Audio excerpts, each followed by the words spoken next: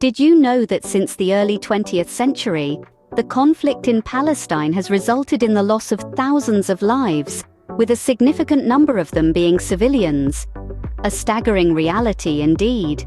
Now, the issue of Palestine has been a hotbed of controversy, a thorny subject that has elicited a myriad of perspectives from different quarters. Some view it as a simple matter of defending one's homeland. For them, the Jewish people, after centuries of persecution, have a right to a homeland in Israel, a land they believe was promised to them. They argue that Israel's actions are merely self-defense against constant threats from surrounding nations and terrorist organizations. On the other hand, there are those who see it as a clear case of oppression. They argue that the Palestinians, who had been living in the region for generations, were unfairly displaced to make way for a new state.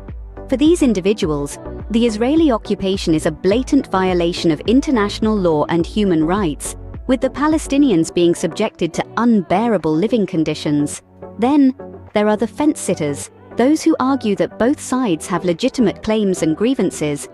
They believe in the two-state solution, where both Israel and Palestine can coexist peacefully, each with their own sovereignty and recognized borders. But whatever perspective one may hold, the fact remains that the situation in Palestine is a humanitarian crisis. The people of Palestine continue to live under harsh conditions, with limited access to essential services like healthcare, education, and even clean water. This is not just about politics or religion, it's about human lives, about children growing up in a war zone, about families that are torn apart by violence. It's about a people's right to live in their own land without fear. So, what can we do about it? Well, knowledge is power. Educate yourself about the issue. Read about the history, the politics, the people involved. Listen to the stories of those who have lived through it. And most importantly, don't forget to question. Question the narrative, question the motives, question the solutions.